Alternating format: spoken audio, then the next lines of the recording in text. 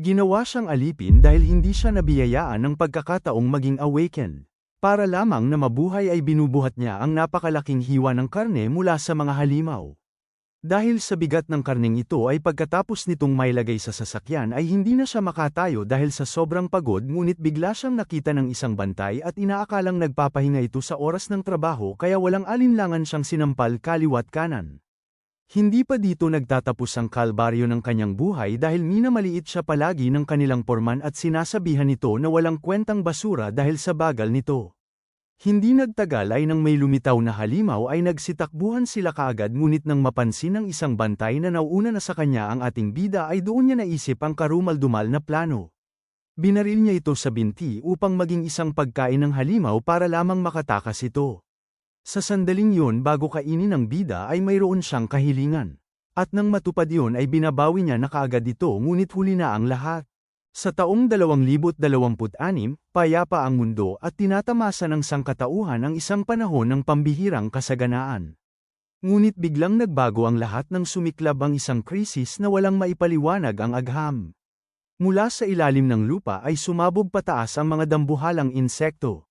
Sa kanilang pag-akyat ay nag-iwan sila ng napakaraming malalalim na bangin na nagsilbing mga lagusan patungo sa ibang mundo. Ang mga bangin na yun ay puno ng mga halimaw na parang nagmula sa mga high-difficulty dungeon ng isang video game. Tinawag ng mga tao ang mga lugar na ito bilang abyss. Mula sa abyss ay naglalabas din ng isang misteryosong uri ng radiation na hindi matukoy ng siyensya. Dahil dito, may maliit na bahagi ng sangkatauhan na nagkaroon ng kakaibang kapangyarihan. Sila ay nakilala bilang mga awakened. Samantala, ang mga taong hindi nagising ang anumang kakayahan ay napilitang mabuhay sa pamamagitan ng paggawa ng pinakamabibigat at pinakamaruruming trabaho upang makaligtas sa apokalipsis. Sa gitna ng ganitong mundo, makikita ang isang binatang halos hindi na makahinga sa sobrang pagod. Bawat paghinga niya ay parang pakikipaglaban upang manatiling buhay. Ang binatang ito ang pangunahing tauhan ng kwento.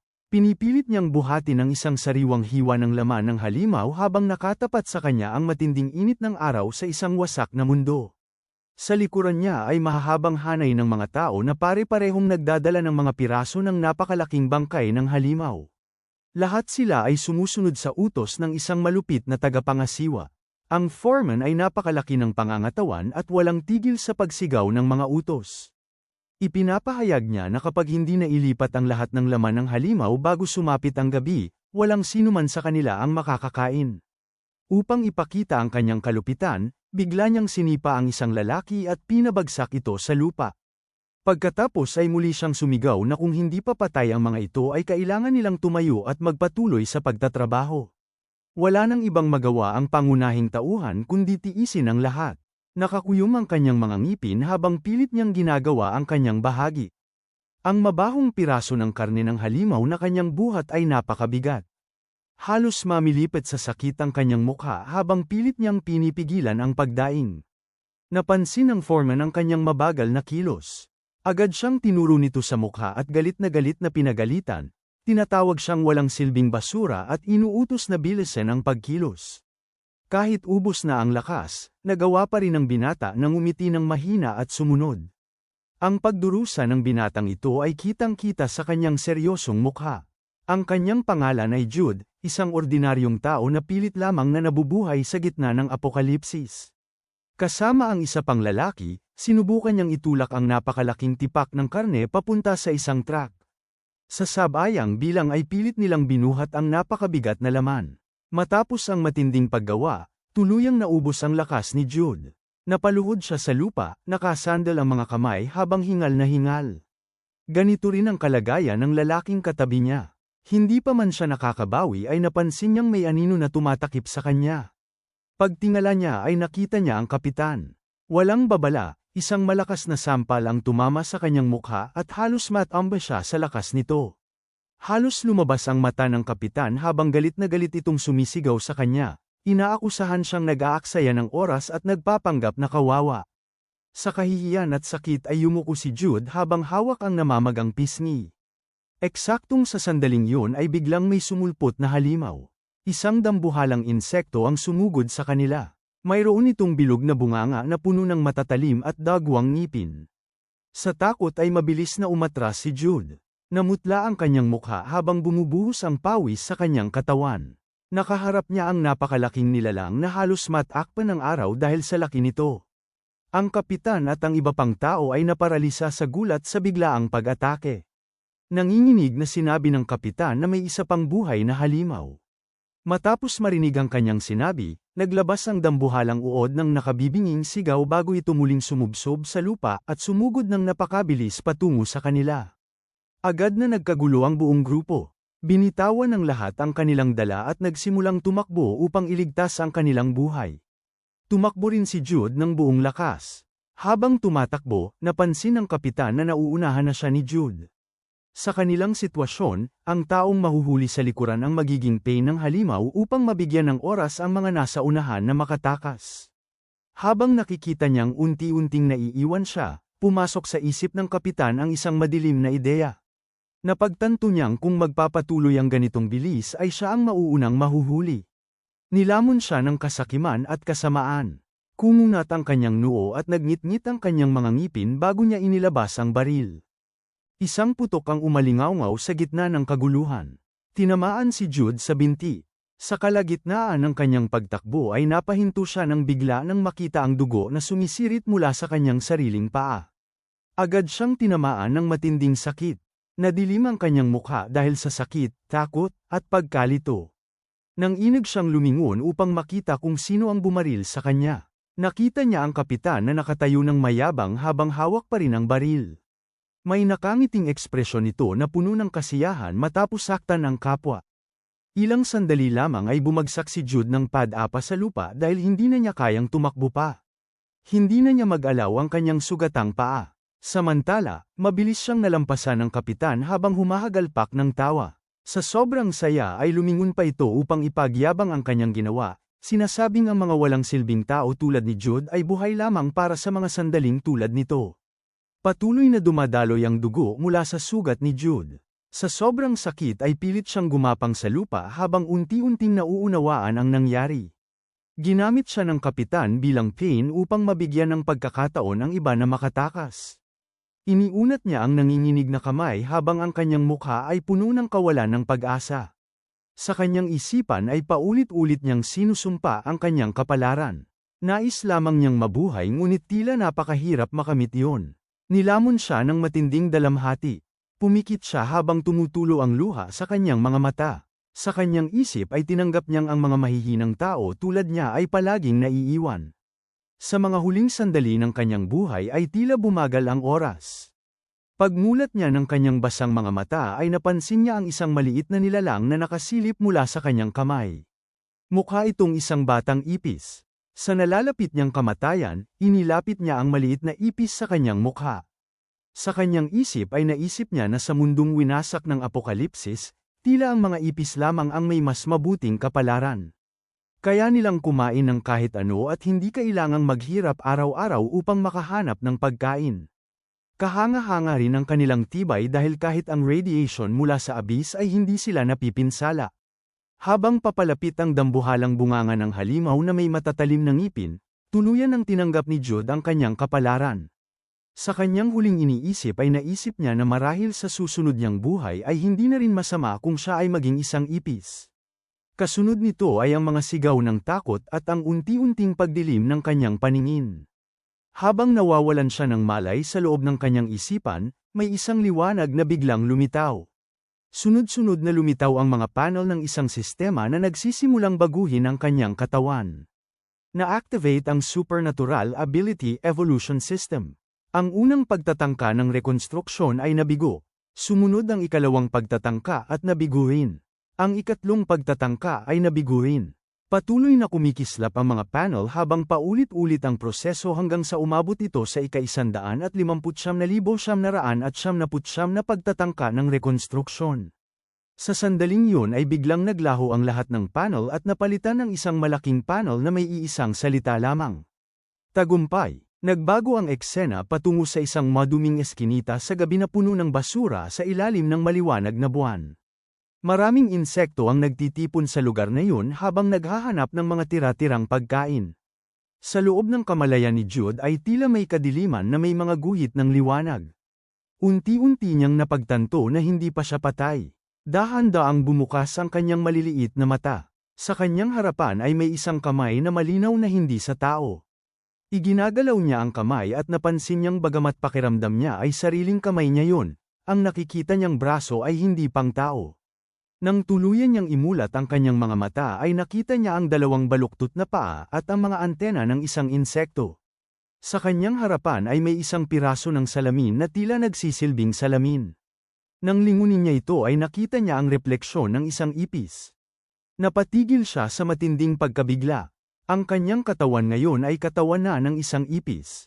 Nang inig siya nang hindi mapigilan habang nakabuka ang bibig sa matinding pagkabigla. Ang kanyang maliit na katawan na ilang sentimetro lamang ang haba ay tila sumisigaw sa buong eskinita ng basura. Napagtanto niyang siya ay naging isang ipis. Nakatayo siya sa ibabaw ng isang tambak ng mahigpit na nakataling plastic bag habang walang tigil sa pagtingin sa kanyang bagong anyo. Kahit may dalawang karagdagang paa ang kanyang katawan, pakiramdam niya ay napakarumi at nakakadiri ng mga ito. Hindi niya maunawaan kung paano nangyari ang lahat. Para sa kanya ay napaka-absurdo ng sitwasyon. Mas lalo pa niyang napagtanto na isa pa lamang siyang batang ipis. Pakiramdam niya ay kakaiba at hindi komportable ang kanyang buong katawan, lalo na ang bahagi ng kanyang likod kung saan naroon ang mga kalamnan na parang trapezoid ang hugis. Nang bahagya niyang igalaw ang bahaging iyon ay biglang nagsimulang mag-buzz ang kanyang mga pakpak. Sa hindi niya inaasahan, lumipad siya. Nagpanik si Jude habang ang kanyang maliit na katawan ay unti-unting umaangat sa hangin.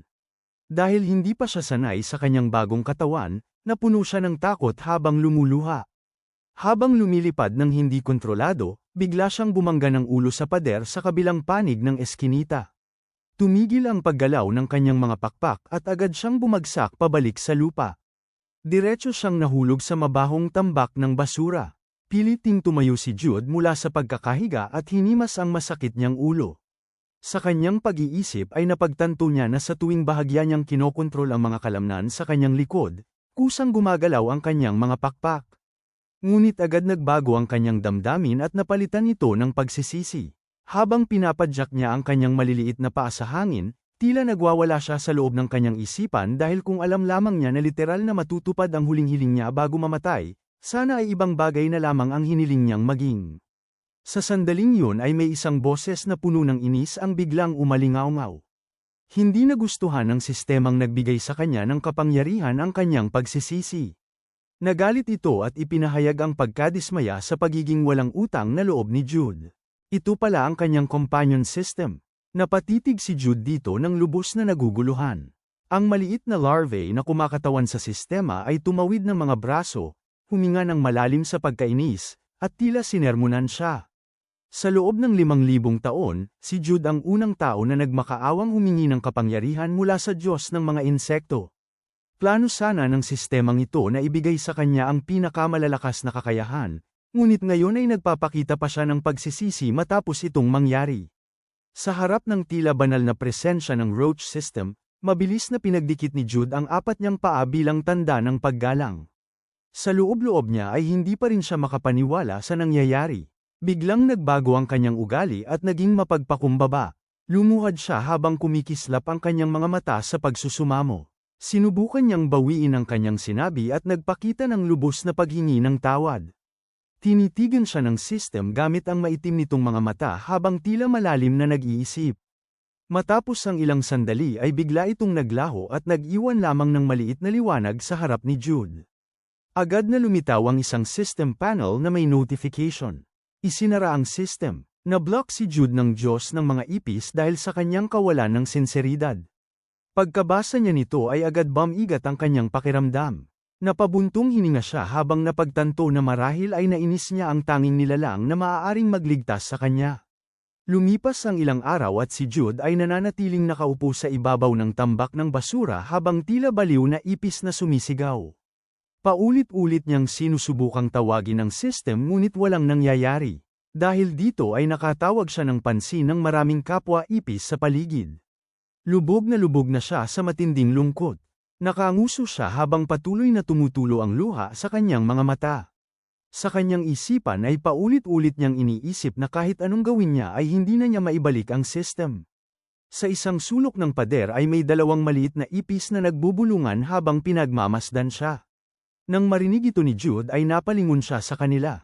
Sa panahong ito ay natuklasan niya na naiintindihan na niya ang wika at usapan ng ibang mga ipis.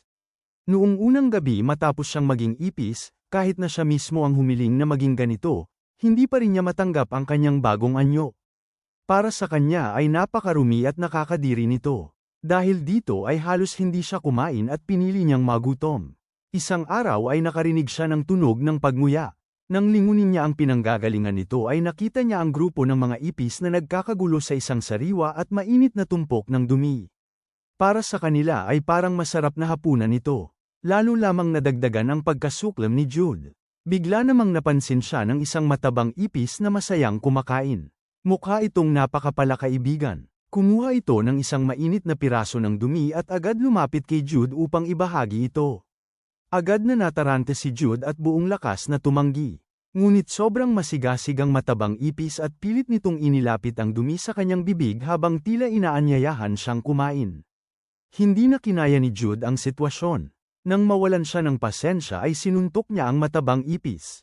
Dahil sa lakas ng tama mula sa kanyang harapang paa ay tumilapon ang ipis at bumagsak sa lupa ng malakas.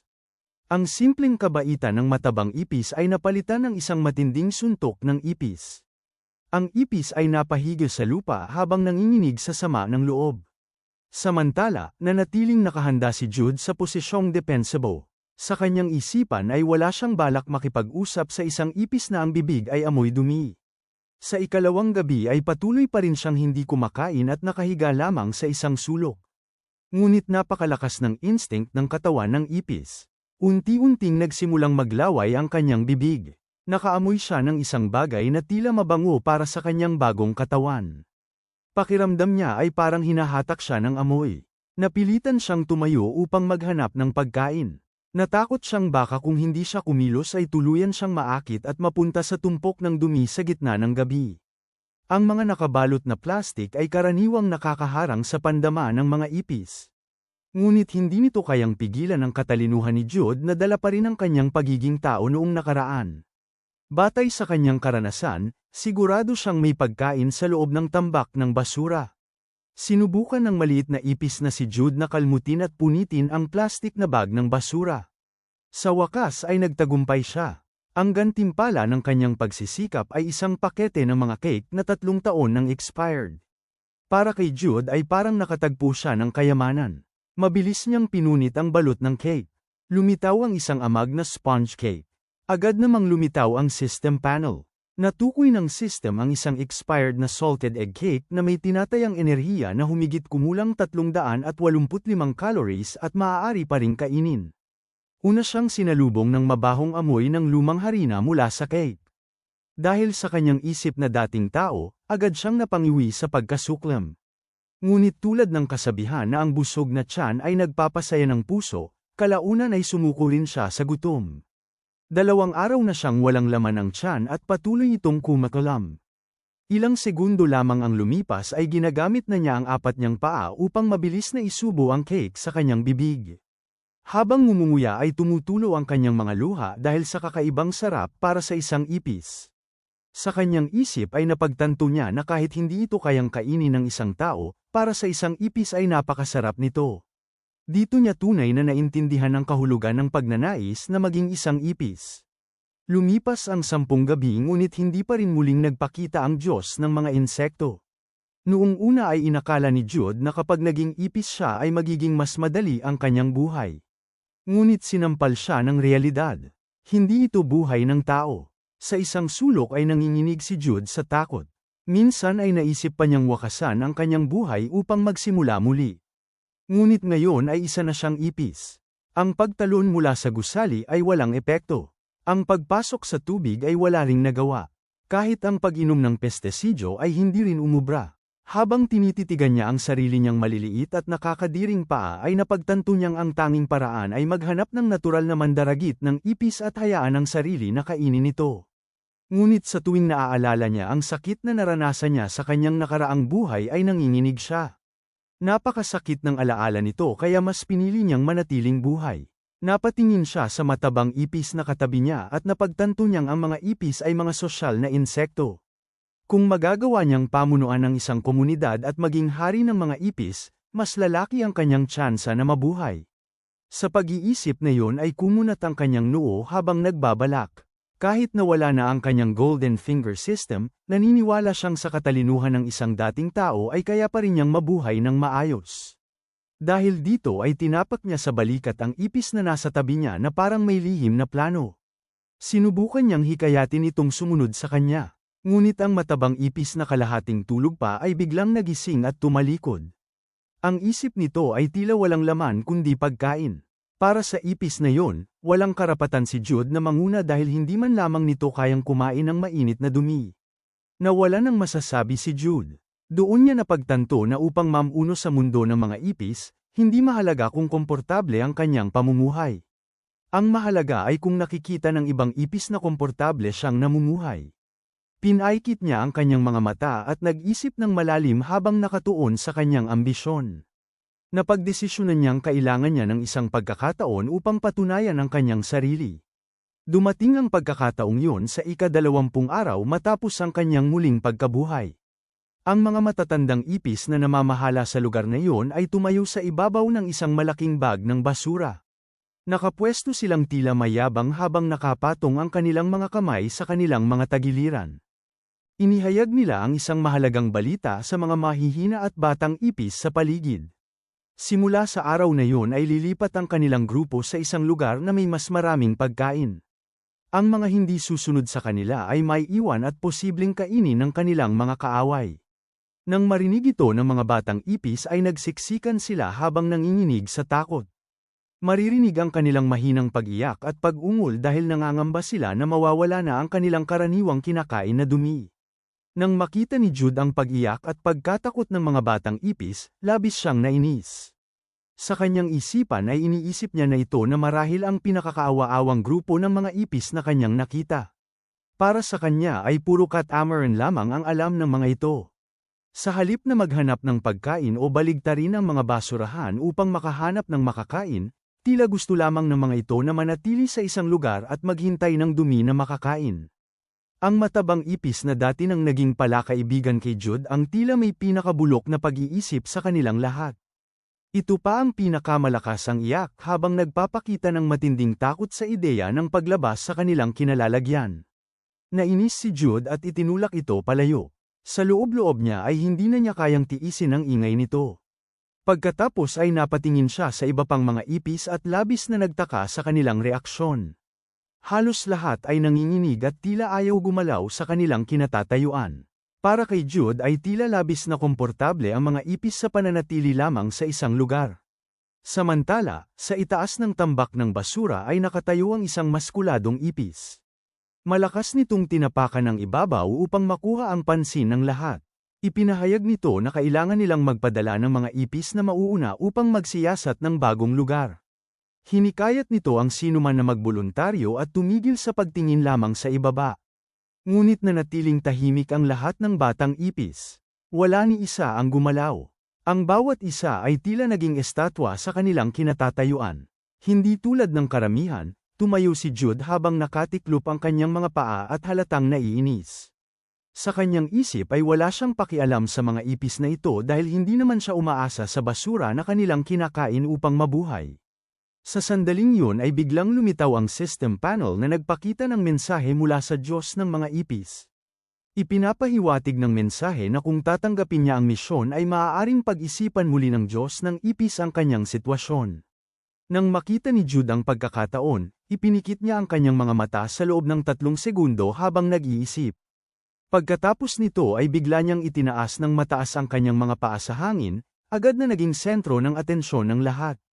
Buong kumpiyansa siyang tumayo sa gitna ng grupo ng mga ipis at nagboluntaryong siya ang manggana sa paglalakbay. Ang matabang ipis na nasa tabi niya ay tumingin sa kanya na parang may labis na paghanga. Para itong nakakita ng tagapagligtas habang pinagmamasdan si Jude na puno ng tapang. Samantala, may kumpiyansang ngumiti si Jude sa kanyang sarili. Sa kanyang isip ay naniniwala siyang ito na ang pagkakataon upang muling makabalik ang kanyang mga kakayahan. Lumipas ang isang oras. Sa tabi ng isang dam na gawa sa maayos na nakasalansang mga bato, nagtatago si Jude at ang kanyang matabang kasama sa likod ng isang palumpong habang tahimik na nagmamasid.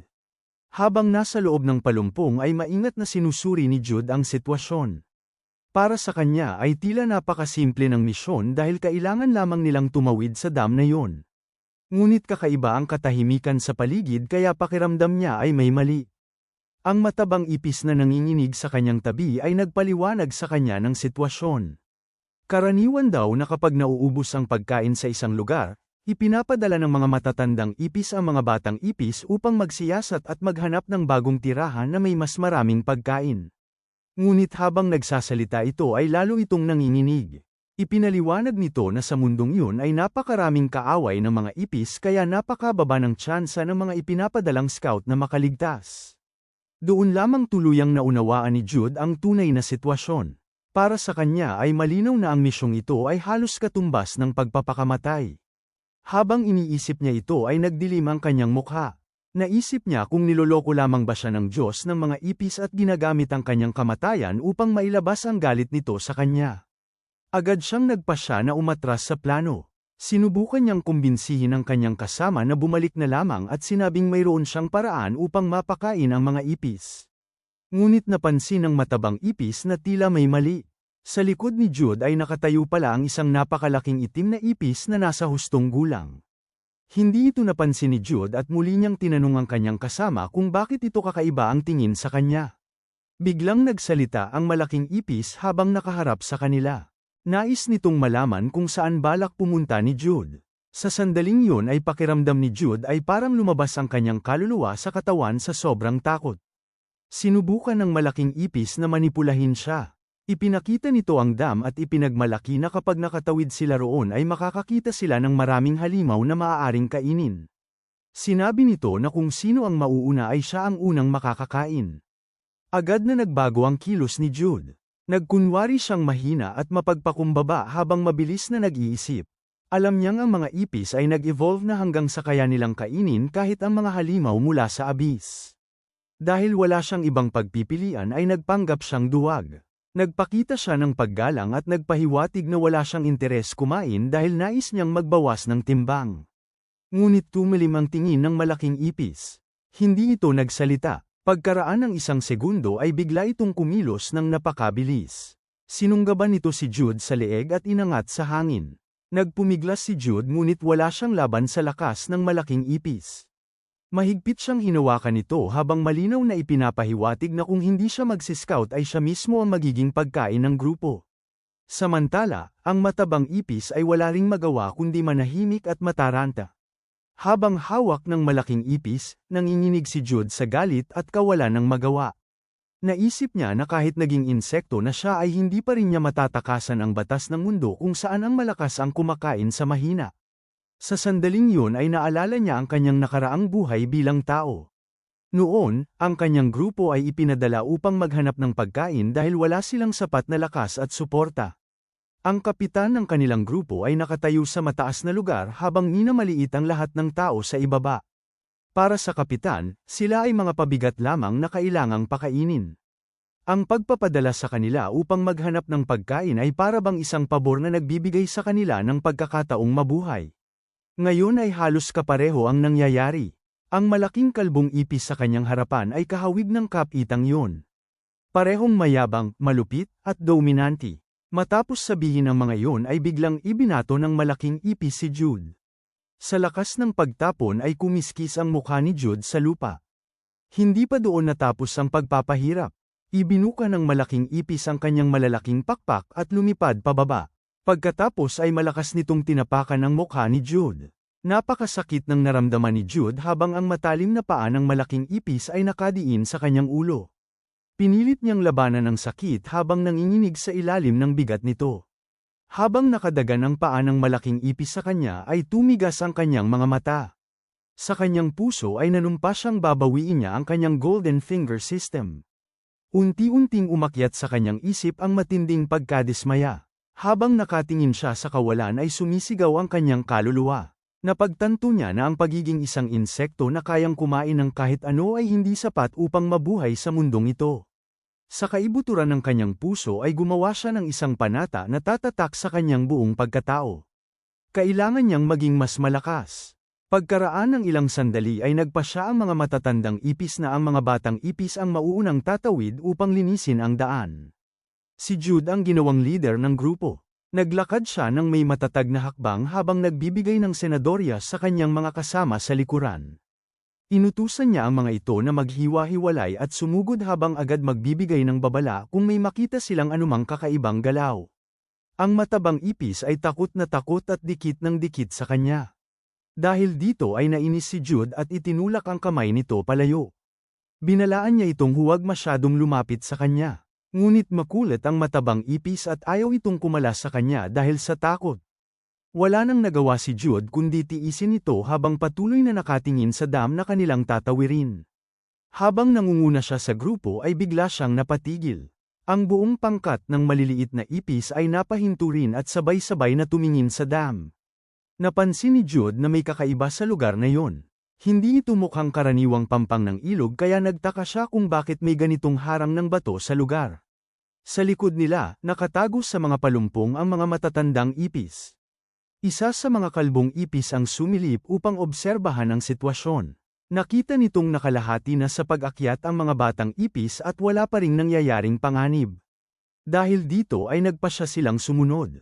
Ang leader ng mga malalaking ipis ay tuwang-tuwa.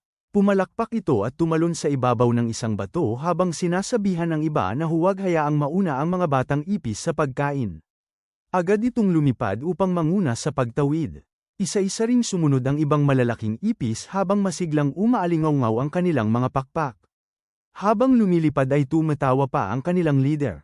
Para sa kanila ay hindi problema kung may mga kaaway dahil ang mga batang ipis ang unang aatakehin. Nang makita ni Jude ang buong grupo ng malalaking ipis na lumilipad sa ibabaw nila ay hindi niya mapigilan ang kanyang galit. Tumayo siya sa ibaba habang nakapatong ang kanyang mga kamay sa balakang at lihim na nagrereklamo sa kanyang sarili. Sa kanyang isip ay nagtataka siya kung bakit pa sila pinapanta upang magsiyasat kung kaya naman pala ng mga malalaking ipis na lumipad ng direkta. Sa sobrang inis ay minura niya ang mga ito sa kanyang isip ngunit hindi niya ito lakas loob na sabihin ng malakas. Hindi niya napansin na ang mga maayos na nakasalansang bato sa paligid ng dam ay unti-unting gumagalaw. May narinig siyang kakaibang tunog kaya lumingon siya. Sa kanyang harapan ay biglang bumukas ang isang napakalaking pulang mata ng palaka. Napaatras si Jude sa matinding gulat habang direktang nakaharap sa napakalaking nilalang. Ang kanyang maliit na katawan ay tila nanlamig sa harap ng nilalang na halos 100 beses na mas malaki kaysa sa kanya. Napatitig siya sa paligid at napagtanto ang katotohanan. Ang mga bato na kanilang inaakyatan ay hindi talaga mga bato. Ang buong grupo ng mga batang ipis ay nahulog pala sa isang patibong. Sa paligid nila ay nakahiga ang daan-daang matatabang palaka na naghihintay ng kanilang biktima habang ang kanilang mga mata ay nakatuon sa kalangitan. Biglang napasigaw si Jude nang matuklasan niya ang katotohanan tungkol sa mga batong kanilang inaakyatan. Napagtanto niyang ang mga iyon ay hindi talaga bato kundi mga palaka na gumagamit ng kanilang kulay upang magmukhang mga bato at makapagtago habang naghihintay ng kanilang mabibiktima. Agad na namutla sa takot ang buong grupo ng mga batang ipis. Ang matabang ipis na kasama ni Jude ay tuluyang napaiyak habang dumadaloy ang dalawang mahabang guhit ng luha sa kanyang mukha. Isa sa mga dambuhalang palaka ang biglang nagbukas ng napakalaking bibig. Lumabas mula rito ang napakahabang pulang dila na may 4 na sanga sa dulo. Sa napakabilis na galaw ay inilalabas nito ang dila upang hulihin ang mga ipis. Ang mga tauhan ni Jude ay tuluyang nawala ng kontrol sa kanilang takot. Nagsimula silang sumigaw at magtakbuhan sa iba't ibang direksyon upang makatakas. Ang ilan ay nagkalat at ang iba ay lumipad upang tumakas. Ngunit ang mga ipis na lumipad pataas ay agad na nahuli ng mahahabang dila ng mga palaka. Isa sa kanila ang nahuli at agad na napasigaw sa matinding takot habang hinahatak papasok sa bibig ng palaka. Sa loob lamang ng isang iglap ay naipasok ito sa malawak at matalim na bibig ng halimaw. Habang kinakain, inabot pa nito ang kamay nito sa hangin na tila umaasa na may makakapagligtas. Sunod-sunod na trahedya ang nangyari habang mas marami pang ipis ang nahuli at nilamon ng mga palaka. Sa gitna ng kaguluhan ay sunod-sunod na lumitaw ang mga notification sa system ni Jude. Natukoy ng system ang presensya ng natural na kaaway at nagsimulang mang-alap ng biological data. Ipinakita ng system na ang kanilang kalaban ay mga mutated na palaka. Ang mga ito ay amphibian na may napakalakas na mga kalamnan sa paa na nagbibigay sa kanila ng kakayahang tumalon ng hanggang 20 beses ng haba ng kanilang katawan. Ang kanilang dila ay kayang lumabas sa bilis na 4 na metro bawat segundo upang hulihin ang biktima. May matatalim na barb ang dulo ng kanilang dila at natatakpan ito ng mucus na may kakayahang magparalisa sa kanilang biktima. Gayunpaman, may isang kahinaan ang mga ito. Hindi nila malinaw na nakikita ang mga biktima na hindi gumagalaw. Habang ang ibang ipis ay umiiyak at natataranta sa takot, si Jude naman ay nakakuha ng mahalagang impormasyon mula sa system. Dahil dito ay agad siyang sumigaw ng utos sa mga ipis na nasa lupa. Inutusan niya ang mga ito na huwag gumalaw at humiga ng patag sa lupa dahil hindi sila makikita ng mga palaka kung mananatili silang hindi gumagalaw. Ilang sandali matapos nito ay muling nagpakita ang system ng Diyos ng mga ipis. Nakasuuta pa rin ito ng kakaibang maliit na briefs na parang pambata. Ngunit sa pagkakataong ito ay mas magiliw ang kilos nito. Ipinahayag ng Roach God System na bibigyan si Jude ng isang pagpipilian. Nagulat si Jude sa biglaang paglitaw nito. Ang pagpipilian na ibinigay sa kanya ay dalawa. Maaari niyang ipakita ang ligtas na daan upang makatakas sa panganib o maaari niyang iligtas ang isang ipis at bilang gantimpala ay matatanggap niya ang landas patungo sa pagiging hari ng mga ipis. Ang iligtas niyang ipis ang magiging kanyang unang tapat na tagasunod. Matapos marinig ang lahat ay nanahimik si Jude sandali habang nag-iisip. Sa kanyang isipan ay naisip niyang hindi niya nga kayang iligtas ang sarili niya kaya paano pa siya magiging hari ng mga ipis. Para sa kanya ay malinaw na kung alin ang praktikal na pagpipilian. Ngunit sa sandaling yun ay may narinig siyang pag-iyak sa tabi niya. Nagulat siya at napalingon. Ang nakita niya ay ang matabang ipis na nakayakap sa isang bato habang umiiyak ng kawawa. Sa paligid nila ay patuloy na nagkakagulo ang mga mutated na palaka. Napakaliit at napakaawa ng itsura ng ipis habang nakatingin kay Jude. Nanginginig ito at tila umaasa na tutulungan siya ng mas malakas na ipis. Sa sandaling yun ay may naalala si Jude mula sa kanyang nakaraang buhay. Naalala niya ang sandaling siya mismo ay nagmakaawa sa isang tao na iligtas siya bago siya tuluyang kainin ng halimaw. Noon, ang pinakagusto niya ay hindi ang maging ipis. Ang tunay niyang ninanais ay may isang taong babalik upang iligtas siya kahit isang beses lamang. Habang nasa gitna siya ng pag-iisip ay pinipilit na siya ng system na pumili. Ang Roach God System ay tumayo ng may awtoridad at nagsimulang magbilang ng oras ng desisyon. Sa sandaling yun ay bumulong si Jude sa kanyang sarili na hanggang ngayon ay umaasa pa rin siyang may taong darating upang iligtas siya. Sa isang iglap ay tinipon niya ang kanyang lakas at tumalon, naglikha ng maliit na ulap ng alikabok. Nagpasya ang ating pangunahing tauhan na huwag nang isipin ang sarili niyang kaligtasan. Lumipad siya upang iligtas ang matabang ipis na mahilig sa dumi. Ginamit niya ang lahat ng lakas niya upang hilahin ang matabang ipis palayo sa panganib. Habang ginagawa ito ay pinagsabihan pa niya ang ipis na dahil sa sobrang pagkain nito ng dumi ay kailangan na nitong mag-diet balang araw. Labis na naantig ang matabang ipis. Habang umiiyak ay ipinahayag nito ang labis na pasasalamat at paghanga kay Jude. Sumagot si Jude nang may bahagyang inis habang pinagsasabihan nitong tumahimik dahil ang mabahong hininga nito ay nakakaistorbo sa kanyang konsentrasyon. Ngunit sa sandaling akala nila ay ligtas na sila, biglang nakaramdam ng matinding panganib ang dalawang ipis na lumilipad sa hangin. Nagdilim ang mukha ng matabang ipis habang tumingin ito pababa. Direkta pala silang lumilipad papunta sa nakabukang bibig ng isang mutated na palaka.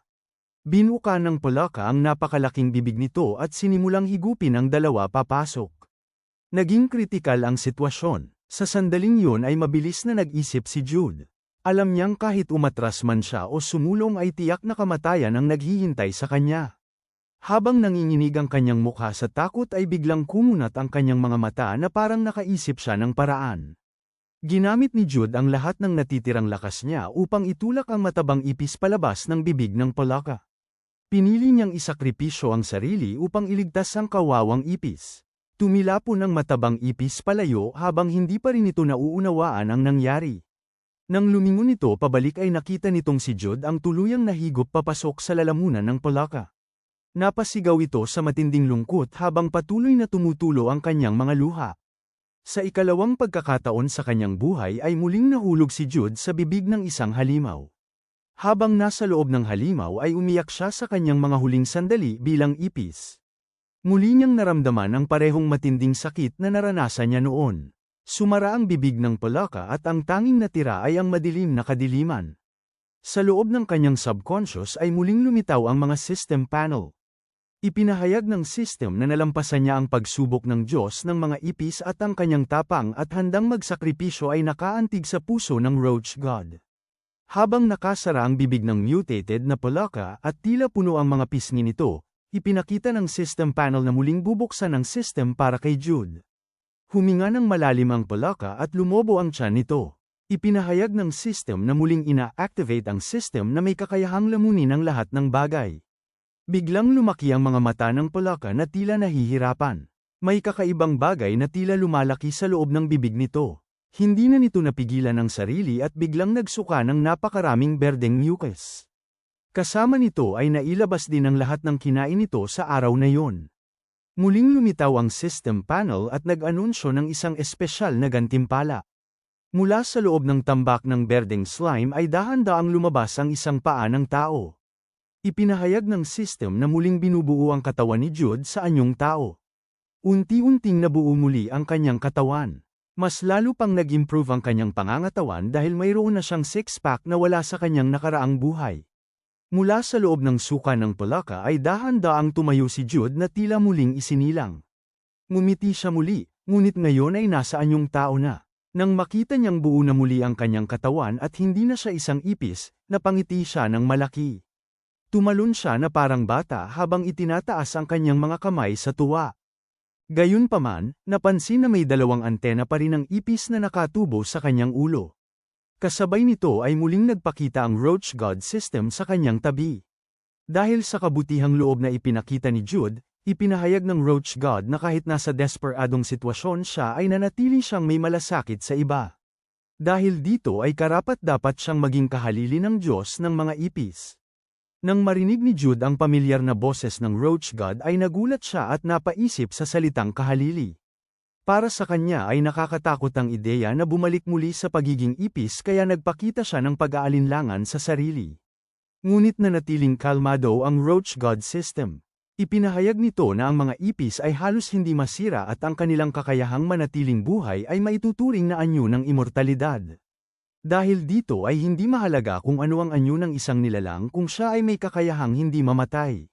Nang marinig ito ni Jude ay medyo nalungkot siya dahil inakala niyang muli siyang magiging ipis. Humingi siya ng mas simpleng paliwanag dahil aminado siyang hindi siya mahusay sa mga komplikadong salita. Dahil dito ay sumigaw ang Roach God system at ipinaliwanag ng direkta na kahit nasa anyong tao si Jude ay magkakaroon siya ng kapangyarihan ng immortalidad. Hindi makapaniwala si Jude sa narinig. Para sa kanya ay higit pa ito sa kanyang inaasahan. Hinaplos niya ang kanyang baba habang iniisip ang ibig sabihin nito. Hindi niya man lang napansin na hubad pa ang kanyang katawan dahil sa sobrang saya. Tumalon siya habang sumisigaw sa tuwa dahil hindi na niya kailangang bumalik sa pagiging ipis. Samantala, masaya rin ang Roach God system habang nakatayo sa tabi niya. Pinuri nito si Jude dahil bihira ang isang nilalang na hindi iiwan ang kanyang kasama kahit isa lamang itong insekto. Para sa Roach God, ipinakita ni Jude na isa siyang tunay na mabuting tao. Katatapos lamang magsalita ng Roach God nang biglang may marinig itong basang tunog mula sa ilalim ng paa ni Jude. Agad na kumerba ang mga daliri ng paa ni Jude. Napatingin ang Roach God system pababa at natigilan habang nakatitig sa paa ni Jude. Samantala, si Jude ay tila hindi alam kung paano magre-react sa nangyari. Namutla ang kanyang mukha habang pilit na tumatawa ng pilit. May kakaibang pakiramdam siya na tila may natapakan. Dahan-dahan niyang itinaas ang kanyang paa. Doon niya nakita ang matabang ipis. Hindi niya namalaya na aksidente pala niya itong natapakan. Ang katawan nito ay tuluyang nadurog at nabalutan ng dugo at laman. Agad itong namatay sa mismong lugar. Napahiyaw si Jude sa matinding gulat at lungkot nang makita ang nangyari sa kanyang kasama. Nagngit-ngit sa galit ang Roach God. Nanigas ang katawan nito at malakas na sumigaw habang sinisisi si Jude. Para sa Roach God, hindi matanggap na ang ipis na kakailigtas lamang ni Jude ay siya ring aksidenteng napatay nito. Samantala, si Jude ay tuluyang nilamon ng matinding konsensya. Yumuko siya habang nanginginig ang kanyang mga kamay at hindi niya magawang hawakan ang katawan ng matabang ipis. Sa kanyang isip ay hindi niya matanggap ang nangyari. Sa gitna ng kanyang pagkalito ay bigla niyang naisip ang isang nakakatakot na posibilidad.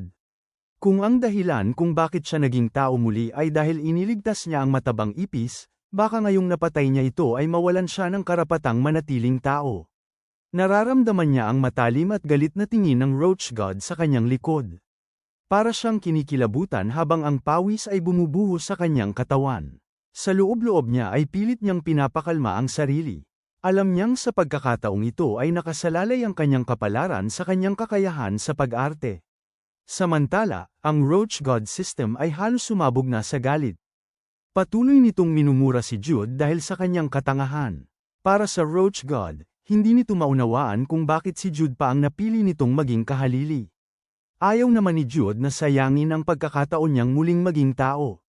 Kaya agad niyang kinuha ang katawan ng matabang ipis sa kanyang mga kamay at hinawakan ang kanyang ulo habang nagpakawala ng isang malakas na iyak. Napansin ng Roach God ang matinding pagdadalamhati ni Jude. Nakapamulsa ito ng mga kamay habang pinagmamasdan siya ng may halong pagdududa. Ngunit hindi doon natapos ang pag-arte ni Jude. Patuloy niyang hinampes ang kanyang dibdib habang umaagos ang kanyang mga luha na parang talon. Malakas siyang nagdadalamhati na para bang hindi na niya kayang mabuhay nang wala ang kanyang kasama. Ipinakita niya na para sa kanya ay parang siya mismo ang nagpalaki at nag-alaga sa matabang ipis hanggang sa ito ay tumaba.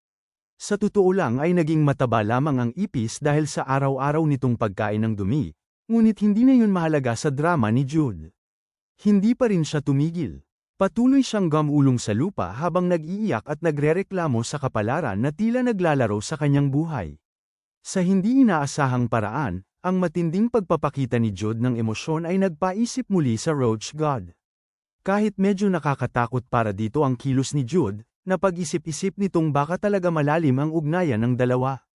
Matapos ang ilang sandali ng pagdedesisyon, pinitik ng Roach God ang kanyang daliri at lumitaw ang isang system panel. Agad nitong pinatigil si Jude sa pag-iyak at ipinaliwanag na hindi pa talaga patay ang matabang ipis. Nagulat si Jude at agad lumingon. Ipinaliwanag ng Roach God na mas tamang sabihin na hindi kailanman mamamatay ang ipis na yon. Ipinakita ng system panel ang imahe ng matabang ipis kasama ang mga datos nito. Ipinahayag na ito ang magiging tagapagtanggol ni Jude at magsisilbing Royal Iron Guard niya. Pagkatapos nito ay itinuro ng Roach God ang kumpol ng mga mutated na Polaka sa paligid at ipinahayag na si Jude ay isang hari at may kakayahang maging immortal. Ibig sabihin, maaari niyang buhayin muli ang matabang ipis ng paulit-ulit kung makakapag-ipon siya ng sapat na enerhiya sa pamamagitan ng pagpatay ng mga mutated na halimaw. Sa sandaling yun ay tumayo si Jude sa gitna ng grupo ng mga Polaka. Kung kanina ay tila napakalaking hadlang ng mga ito, ngayon ay para na lamang silang maliliit na nilalang sa kanyang paningin. Nang maunawaan niya ang sitwasyon ay ngumiti siya ng may kumpiyansa habang iniisip na talagang misteryoso ang galaw ng kapalaran. Napagpasyahan niyang hindi niya palalampasin ang pagkakataong ito laban sa mga Polaka. Ang kanyang malaking katawan ay umabot patungo sa mga berdeng Polaka na tila isang higanteng halimaw. Habang humihinga siya ng malalim ay parang naglalabas pa siya ng singaw habang naglalaway sa pag-aabang sa laban. Sa kanyang isip ay nais niyang iparamdam sa mga palakang yun ang takot sa kapangyarihan ng tao. Ngunit ang mga Polaka ay may matalas na instinct. Agad na napansin ng isa sa mga ito ang balak ni Jude. Sa isang iglap ay tumalon ito papunta sa kanyang mahabang braso at mabilis na lumapit sa kanyang mukha. Hindi inaasahan ni Jude ang pag-ataking yun.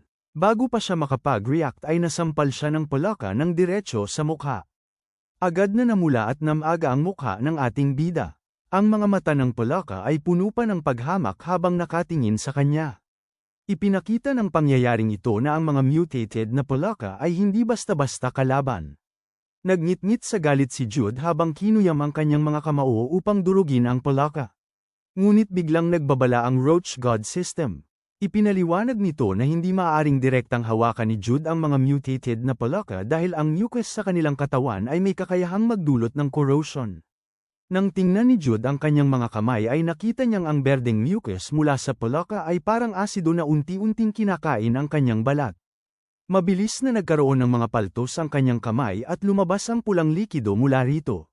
Napangiwi siya sa matinding sakit habang nanginginig ang kanyang katawan. Habang pinapadyak niya ang kanyang mga kamay sa sakit ay napansin siya ng isang matabang Palaka sa kanyang harapan.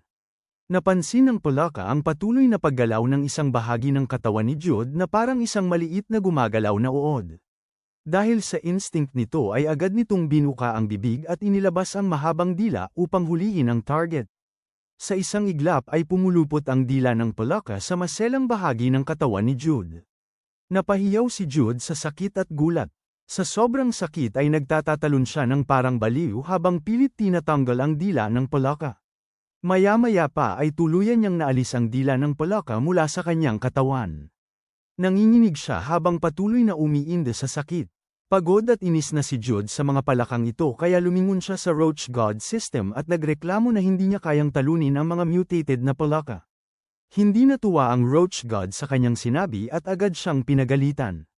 Ipinaliwanag ng Roach God na ang mga Palaka ay lumalaban gamit ang kanilang mga kakayahan habang si Jude ay hindi man lang ginagamit ang mga katangiang ibinigay sa kanya. Nagulat si Jude at napatanong kung ano ang tinutukoy nitong kakayahan. Upang ipaliwanag ito, kinuha ng Roach God ang isang Palaka at ipinakita kay Jude ang kapangyarihang ibinigay sa kanya. Ang kakayahang yon ay tinatawag na Dev are all things. Kung kakainin ni Jude ang isang nilalang, maaari niyang makuha ang mga kakayahan nito. Kapag kinain niya ang isang halimaw ay makakamit niya ang resistensya at lakas nito. Habang mas marami siyang kinakain na halimaw ay mas lalo siyang lumalakas. Kung patuloy niyang gagamitin ang kakayahang yun ay maaari pa siyang maging isang Diyos. Ngunit bilang isang taong dating tao, labis na nasusuklan si Jude sa ideya ng pagkain ng hilaw na mutated na Palaka. Iminungkahi pa niya kung maaari bang lutuin muna ito bago kainin. Hindi pinansin ng Roach God ang kanyang reklamo at agad nitong isinubo ang buong Palaka sa bibig ni Jude. Napilitan si Jude na lunukin ito. Habang dumudulas ang malagkit na katawan ng Palaka sa kanyang lalamunan ay naramdaman ng kanyang dila ang napakaraming lasa mula sa libu-libong taste buds. Para sa kanya ay napakakilabot ng lasa nito. Sa sumunod na sandali ay agad siyang nagsuka dahil hindi niya kinaya ang pagkain. Nakatayo ang Roach God na nakapamulsa habang halatang naiinis sa kanyang reaksyon. Itinuro nito ang napakaraming Palaka sa paligid at ipinaliwanag na kung hindi niya ito kakainin ay wala siyang ibang pagpipilian dahil napapaligiran na siya ng mga mutated na Palaka. Doon lamang napansin ni Jude na ang mga Palaka ay nagsisiksikan na sa paligid niya. Kumakapit ang mga ito sa kanyang mga paa at unti-unting umaakyat sa kanyang katawan. Namutla siya sa matinding takot. Hindi lamang mula sa ibaba umaatake ang mga ito kundi pati mula sa itaas ay tumatalon ang mga Palaka upang sakupin siya. Dahil kakabuhay pa lamang niya muli ay mahina pa ang kanyang katawan. Wala siyang magawa kundi sumigaw habang patuloy siyang nilalamon ng mga Palaka. Ang kanilang malagkit na katawan at paa ay bumabalot sa kanyang buong katawan hanggang sa ang tanging nakikita na lamang ay ang kanyang mga mata na puno ng luha at paghihirap. Sa gitna ng kaguluhan ay nagbago ang kanyang pananaw. Naalala niya ang kanyang nakaraang buhay kung saan halos mamatay na siya sa sobrang paghihirap sa trabaho at minsan ay wala pa siyang makain na kanin. Sa pag-iisip na yun ay tinipon niya ang kanyang lakas ng loob. Binuka niya ang kanyang bibig at kinagat ang isang Palaka habang sumisigaw. Para sa kanya, kung nasa kanyang bibig na ang karne ay wala na siyang dapat pang ireklamo. Sa wakas ay kinagat niya ang isang buong mutated na Palaka at isinubo ito sa kanyang bibig. Umalingaw-ngaw ang tunog ng pagdurog ng mga buto habang sinisimula ni Jude ang kanyang kakaibang pagkain. Kaagad na lumitaw ang sunod-sunod na abiso mula sa system. Ipinahayag nito na na-activate na ang kakayahang Dev are all things. Nagsimula ring suriin ng system ang mga katangian ng nilalang na kinain ni Jude. Isa-isang nakuha ni Jude ang mga kakayahan ng mutated na Palaka, kabilang ang corrosive mucus, frog leap, at muscle contraction. Sa sandaling yun ay agad ginamit ni Jude ang mga bagong kakayahang nakuha niya. Kahit hubad ang kanyang katawan, malakas siyang tumalon pataas gamit ang lakas ng kanyang bagong kakayahan. Labis ang kanyang tuwa habang nararanasan ang mga bagong kapangyarihan. Napuno siya ng kasiyahan at pananabik habang tila sumasabay sa kakaibang sayaw ng mga palaka. May kumpiyansa siyang ngumiti at humarap sa kumpol ng mutated na palaka. Para bang mahinahong ipinapahayag na wala nang silbi ang kanilang mga kakayahan laban sa kanya dahil nasa kanya na rin ang mga iyon. Kakakuha pa lamang niya ng mga kakayahan ngunit agad na niya itong ginamit laban sa mismong mga nilalang na pinagmulan ng mga ito. Madali niyang iwinasiwas ang kanyang mga braso at paa, at sa bawat galaw ay tumitilapon ang mga palaka sa iba't ibang direksyon.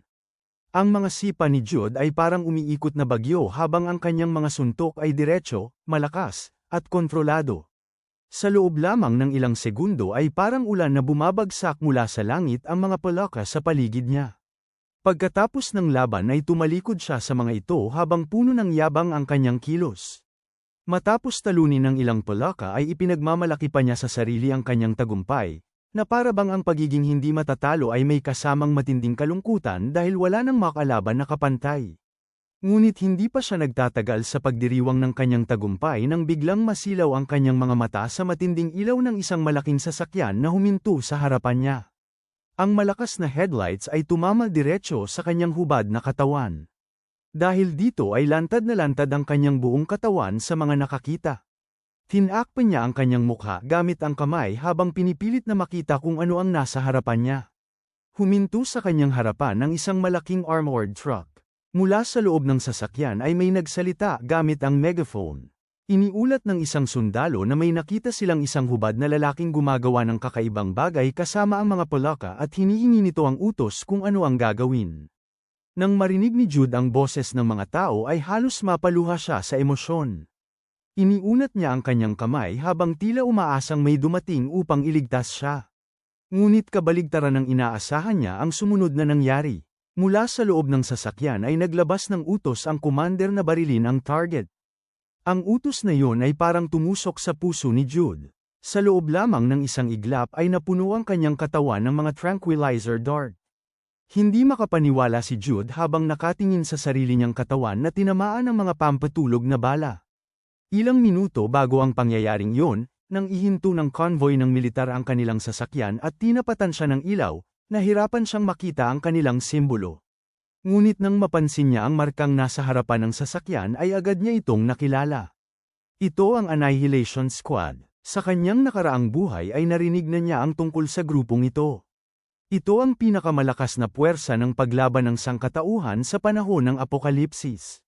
Lahat ng miyembro nito ay mga elite na level 1 awakened. Sila ang responsable sa pagpatay sa mga halimaw sa ibabaw ng mundo at sa loob ng abyss. Sila rin ang nagmomonitor at humaharap sa mga bagong lumilitaw na abyss habang pinapanatili ang kaayusan sa paligid ng mga lungsod. Sinasabi pa nga na ang mga lungsod na pinuprotektahan ng Annihilation Squad ay halos hindi naiiba sa buhay bago ang sakuna. Habang iniisip ni Jude ang mga alaala mula sa kanyang nakaraang buhay ay biglang lumiwanag ang kanyang mga mata. Napagtanto niyang kung naroon ang patrol ng Annihilation Squad, baka handa silang tulungan siya. Dahil dito ay tumingala siya ng may pag-asa at masayang tinawag ang mga ito na parabang sila ang kanyang mga kababayan na dumating upang iligtas siya. Ngunit ang sagot sa kanyang pag-asa ay ang sunod-sunod na putok ng tranquilizer gun. Sa halip na mailigtas, natabunan ng mga dart ang kanyang katawan na tila ginagamit lamang para sa mga hayop. Natigilan si Jude habang nakatingin sa kanyang katawan na puno ng mga dart. Ang kanyang hubad na katawan ay bumagsak sa harap ng matinding ilaw ng sasakyan. Lumabas mula sa truck ang mga sundalo habang hawak ang kanilang mga baril. Pinangunahan sila ng isang leader na may kasamang 2 tauhan. Maingat silang lumapit habang suot ang kumpletong protective gear. Habang nakahawak sa kanyang earpiece ay iniulat ng leader na nakalak na ang target at handa na silang hulihin ito. Plano nilang dalhin si Jude ng maayos. Ngunit hindi nila inaasahan na hindi pa pala siya tuluyang naapektuhan ng gamot. Biglang gumalaw ang kamay ni Jude. Nagulat ang leader at agad na nag-utos na tumigil muna. Ilang segundo matapos bumagsak ay nagawa ni Jude na itulak ang kanyang sarili pataas. Nanginginig ang kanyang kamay habang inaabot ang hangin na tila pilit siyang bumabangon. Napahinto ang mga sundalo sa kanilang kinatatayuan. Sa sandaling yun ay lumitaw ang system panel na nagpapakita ng kakayahan na muscle contraction. Pinapayagan nito ang ganap na kontrol sa bawat muscle fiber ng katawan, na nagbibigay kay Jude ng kakayahang umiwas sa mga pag-atake. Dahil dito ay parang naging makapal at nababanat na goma ang kanyang katawan. Ang mga dart na nakabaon sa kanyang balat ay kusa niyang naitulak palabas. Isa-isa itong nahulog sa lupa. Kasunod nito ay mabilis ding nagsara ang mga sugat sa kanyang katawan. Nang makita ng mga sundalo ang pangyayaring yun ay agad nilang napagtanto na hindi ordinaryong tao si Jude. Agad silang pamwesto sa linya ng labanan at itinutok ang kanilang mga baril habang nagbabala ang leader na mapanganib ang target. Naging tensyonado ang sitwasyon. Agad na itinaas ni Jude ang kanyang mga kamay upang ipakita na wala siyang balak lumaban. Nalilito rin siya sa nangyayari at sinubukang ipaliwanag na hindi siya masamang tao. Ngunit hindi siya pinakinggan ng commander. Nanatili itong nakatutok ang baril at nagbigay ng utos na magpaputok. Isang segundo na lamang at maaaring mapatay si Jude. Sa sandaling yun ay may isang boses na sumigaw upang pigilan ang utos. Agad na inalis ng mga sundalo ang kanilang mga daliri sa gatilyo. Nang lingunin ng leader kung sino ang nagsalita ay nakita niya ang isang napakagandang babae na may makinis na puting balat at mapupulang labi. Ang babaeng may kulay ube na buhok ay nagbigay ng utos na hulihin si Jude ng buhay. Ito ang unang taong malinaw na nakakita sa katawan ni Jude. Nakaupo siya sa gilid ng malaking sasakyan habang suot ang isang stylish na kasuotan na nagpapakita ng kanyang mahahabang puting binti at hubog ng kanyang katawan. Agad sumunod ang mga sundalo sa kanyang utos. Hanggang dito na lang muna mga bossing.